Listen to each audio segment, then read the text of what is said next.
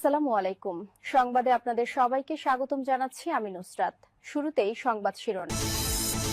বাংলাদেশের সর্বশেষ গুরুত্বপূর্ণ আপডেট সংবাদে আপনাকে স্বাগত। শুরুতেই সংবাদ শিরোনাম, পরে বিস্তারিত। প্রথমেই জানাবো আমাদের হাতে থাকা সর্বশেষ গুরুত্বপূর্ণ সবথেকে তাজা আপডেট সংবাদ। জুলাই বিপ্লবকে অপরাধ হিসেবে প্রতিষ্ঠার অপচেষ্টা চলছে বললেন ডাকসু ভিপি সাদিক কায়েম। পতিত ফ্যাসিবাদের ফ্রেমিংয়ে জুলাই বিপ্লবকে অপরাধ হিসেবে প্রতিষ্ঠার একটি ঘৃণ্য ষড়যন্ত্র অপচেষ্টা চলছে বলে মন্তব্য করেছেন ঢাকা বিশ্ববিদ্যালয় কেন্দ্রীয় শিক্ষার্থী সংসদের ডাকসুর ভিপি মোহাম্মদ আবু সাদিক কায়েম আজ সামাজিক যোগাযোগ মাধ্যম ফেসবুকে দেয়া এক পোস্টে তিনি এসব কথা বলেছেন। পোস্টে সাদিক কায়েম লিখেছেন, অত্যন্ত উদ্বেগের সঙ্গে লক্ষ্য করছি যে রাজনৈতিক দল ক্ষমতায় এসেছে, তারা বিপ্লবকে ব্যর্থ করার ষড়যন্ত্র শুরু করেছে। এরপর জানাবো রাষ্ট্রপতিকে অভিশংসন করে গ্রেপ্তারের দাবি নাহিদ ইসলামের। রাষ্ট্রপতি মোহাম্মদ শাহাবুদ্দিন চুপ্পুকে অভিশংসন করে গ্রেপ্তারের দাবি জানিয়েছে জাতীয় নাগরিক পার্টি এনসিপির আহ্বায়ক ও বিরোধী দলীয় চিফ হুইপ নাহিদ ইসলাম আজ রাজধানীর বনানী সামরিক কবরস্থানে পিলখানা হত্যাকাণ্ডের শহীদদের কবর জিয়ারত শেষে তিনি এসব কথা জানিয়েছেন। এ সময় নাহিদ ইসলাম বলেন, রাষ্ট্রপতি কোনোভাবে গণহত্যার দায় এড়াতে পারে না। এদিকে বিশৃঙ্খলার মধ্যে কেন্দ্রীয় ব্যাংক থেকে আহসান মনসুরের বিদায়। বাংলাদেশ ব্যাংকের গভর্নর আহসান এইচ মনসুরের বিদায় সুখকর হয়নি। কর্মকর্তাদের বিক্ষোভ ও আলটিমেটামের মধ্যে অফিস ছাড়েন তিনি।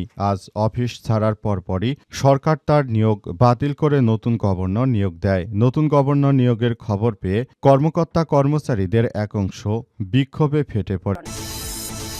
জানাবো গভর্নরের পদে পরিবর্তন নিয়ে যা বললেন অর্থমন্ত্রী। বাংলাদেশ ব্যাংকের গভর্নরের পরিবর্তনের পরিপ্রেক্ষিতে অর্থমন্ত্রী আমির খসরু বলেছেন, পরিবর্তন শুধু বাংলাদেশ ব্যাংকেই হয়নি, অনেক জায়গায় হয়েছে। নতুন সরকার দায়িত্ব নেওয়ার পর তাদের অগ্রাধিকার ও কর্মসূচি বাস্তবায়নের প্রয়োজনেই বিভিন্ন জায়গায় পরিবর্তন আনা হচ্ছে।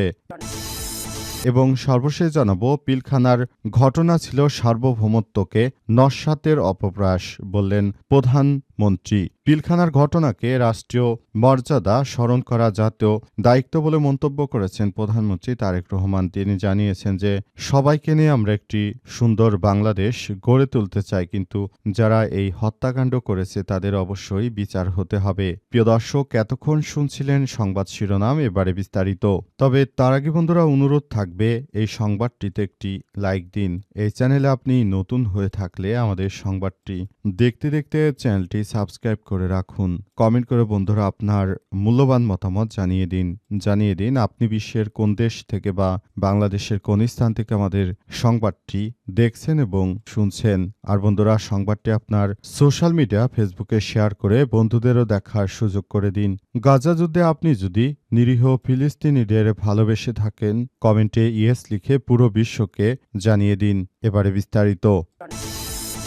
জুলাই বিপ্লবকে অপরাধ হিসেবে প্রতিষ্ঠার চেষ্টা করা হচ্ছে বললেন সাদিক কায়েম। পতিত ফ্যাসিবাদের ফ্রেমিংয়ে জুলাই বিপ্লবকে অপরাধ হিসেবে প্রতিষ্ঠার একটি ঘৃণ্য অপচেষ্টা চলছে বলে মন্তব্য করেছেন ঢাকা বিশ্ববিদ্যালয় কেন্দ্রীয় শিক্ষার্থী সংসদ ডাকসু ভিপি মোহাম্মদ আবু সাদিক কায়েম। আজ সামাজিক যোগাযোগ মাধ্যম ফেসবুকে দেয়া এক পোস্টে তিনি এসব কথা বলেন। ওই পোস্টে সাদিক কায়েম লিখেছেন, অত্যন্ত উদ্বেগের সঙ্গে লক্ষ্য করছি একটি গোষ্ঠী জুলাইকে ব্যর্থ করে দিতে নানামুখী অপতৎপরতা চালাচ্ছে। পতিত ফ্যাসিবাদের ফ্রেমিংয়ে জুলাই বিপ্লবকে অপরাধ হিসেবে গণ্য করা হচ্ছে।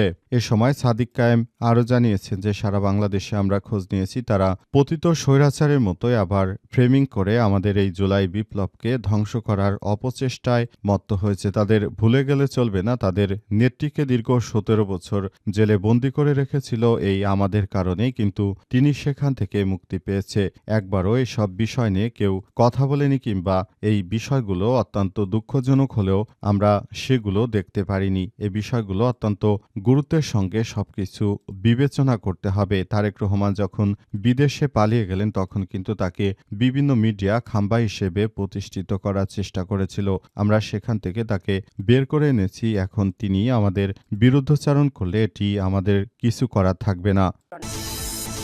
রাষ্ট্রপতিকে অভিশংসন করে গ্রেপ্তারের দাবি নাহিদ ইসলামের। রাষ্ট্রপতি মোহাম্মদ শাহাবুদ্দিন চুপ্পুকে অভিশংসন করে গ্রেপ্তারের দাবি জানিয়েছে জাতীয় নাগরিক পার্টি এনসিপির আহ্বায়ক ও বিরোধী দলীয় চিফ হুইপ নাহিদ ইসলাম। তিনি বলেছেন, এই রাষ্ট্রপতি জুলাই গণহত্যার সময় তিনি কোনোভাবেই আমাদেরকে সহযোগিতা করেননি, বরং তিনি শেখ হাসিনার গণহত্যাকে একরকম তিনি বৈধতা দিয়েছিলেন। তাই এই রাষ্ট্রপতি কোনোভাবে এই গণহত্যার দায় এড়াতে পারেন না বলে জানিয়েছেন নাহিদ ইসলাম। তাই রাষ্ট্রপতিকে অবশ্যই অভিশংসন করে দ্রুততম সময়ের মধ্যে তাকে আটক করতে হবে। তিনি যেন দেশ ছেড়ে পালিয়ে যেতে না পারেন সেই ব্যবস্থাই করতে হবে বলে জানিয়েছেন নাহিদ ইসলাম। নাহিদ ইসলাম আরও জানিয়েছেন যে বাংলাদেশের মানুষ মনে করে যে এই কার্যক্রম আমাদেরকে চালিয়ে যেতে হবে, সেজন্য আমরা আমাদের জায়গা থেকে নতুন এই প্রক্রিয়াটি অত্যন্ত গুরুত্বের সঙ্গে আমরা দেখভাল করার চেষ্টা করছি।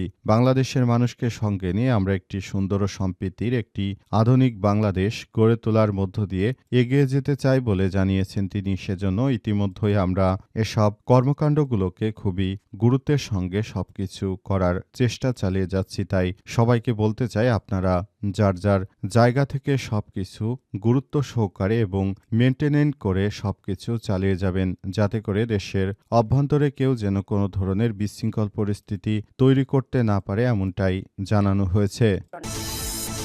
বিশৃঙ্খলার মধ্যে কেন্দ্রীয় ব্যাংক থেকে আহসান মনসুরের বিদায়।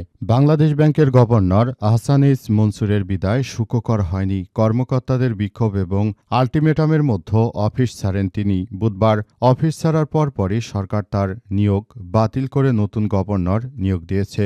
নতুন এই গভর্নরের নিয়োগের খবরে পরিস্থিতি উত্তপ্ত হয়ে ওঠে। সময় কেন্দ্রীয় ব্যাংকের কর্মকর্তারা বিশৃঙ্খলা সৃষ্টি করে গভর্নরের উপদেষ্টা আহসান উল্লাহকে বের করে দেন। একই সঙ্গে নিরাপত্তা বিভাগের পরিচালক ফারুক হাওলাদারকেও বের করে দেয়া হয়। এমন পরিস্থিতি নিয়ন্ত্রণে মোতায়েন করা হয় বাড়তি পুলিশের সদস্য।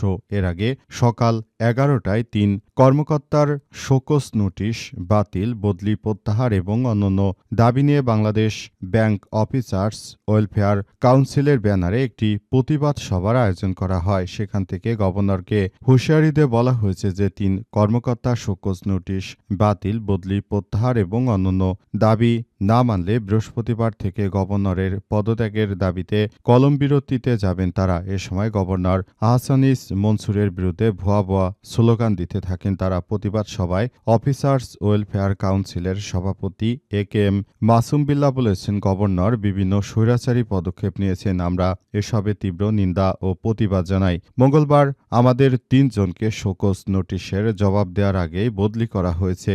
আমরা বিষয়টি সমাধানের জন্য তার কাছে গেলেও তিনি দেখা করেননি। তাই আমরা আমাদের শোকজ নোটিশ ও বদলি প্রত্যাহার সহ অন্যান্য দাবি আজকের মধ্যে বাস্তবায়নের দাবি জানাচ্ছি। যদি তা বাস্তবায়ন না করা হয় তাহলে আগামীকাল বৃহস্পতিবার থেকে কি করা যায় কলম বিরতিতে যাব। আর রোববার সর্বস্তরের কর্মচারীদের সঙ্গে আলোচনা করে পরবর্তী কর্মসূচি ঘোষণা করা হবে। বাংলাদেশ ব্যাংকের পরিচালক ও সহকারী মুখপাত্র শাহরিয়ার সিদ্দিকী বলেছেন, আমরা চেয়েছি বাংলাদেশ ব্যাংকের স্বায়ত্তশাসন, কিন্তু পেয়েছি স্বৈরশাসন।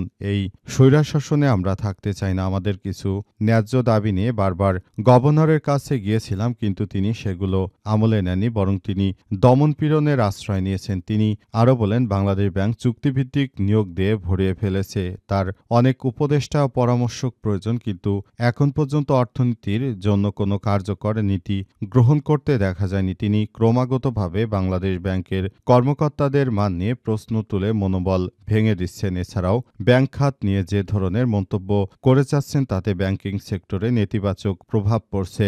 গভর্নরের ইচ্ছে মতো কেন্দ্রীয় ব্যাংক চলবে না, সবকিছু নিয়ে তাকে জবাবদিহি করতে হবে। বাংলাদেশ ব্যাংকের নির্বাহী পরিচালক ও deputy head of BFIU Mafizur Rahman Khan Chowdhury বলেছেন, গত 7-8 মাস ধরে আমরা ন্যায্য দাবি উপস্থাপন করেছি গভর্নরের কাছে, কিন্তু তিনি তা মানেননি। আজ তাই এই প্রতিবাদ সভার আয়োজন করা হয়েছে। কর্মকর্তাদের প্রতিবাদ সভার পর আহসানিস মনসুর বেলা 2টায় জরুরি সংবাদ সম্মেলন ডাকেন। সংবাদ সম্মেলনে কর্মকর্তা কর্মচারীদের এক অংশের বিক্ষোভকে স্বার্থান্বেষী মহলের ষড়যন্ত্র আখ্যা দিয়ে তিনি বলেন, উত্থাপিত বিষয়গুলোর বিষয়ে কয়েকটি ব্যাংকের একীভূতকরণ, রাষ্ট্রনীতি এবং রাজনৈতিক অর্থনীতির বিষয়।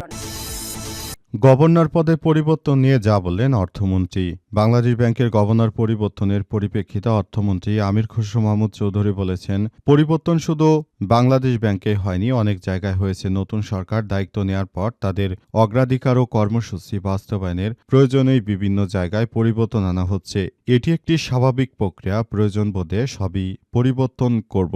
আজ সচিবালয়ে সাংবাদিকদের এক প্রশ্নের জবাবে তিনি এমন কথা বলেন। কোন বিবেচনায় বাংলাদেশ ব্যাংকের গভর্নর পরিবর্তন করা হলো সাংবাদিকদের এমন প্রশ্নে তিনি বলেন, বিবেচনার তো কিছুই নেই। একটা নতুন সরকার আসছে, নতুন সরকার প্রায়োরিটি আছে। স্বাভাবিকভাবেই পরিবর্তন খালি বাংলাদেশ ব্যাংকেই তো হয়নি, পরিবর্তন অনেক জায়গায় হচ্ছে এবং এটা হতেই থাকবে। অর্থমন্ত্রী আরও বলেন, নতুন সরকারের নিজস্ব কর্মসূচি, পছন্দ ও নীতিগত চিন্তা ভাবনা রয়েছে। সব বাস্তবায়নের জন্য যেখানে প্রয়োজন সেখানে পরিবর্তন করা হবে। আমির খসরু আরও জানান, নতুন সরকার যে প্রোগ্রামে আছে, প্রিফারেন্সে আছে, যে চিন্তা ভাবনায় আছে, সবগুলো মিলে এগুলো বাস্তবায়নের জন্য আমরা কাজ করব।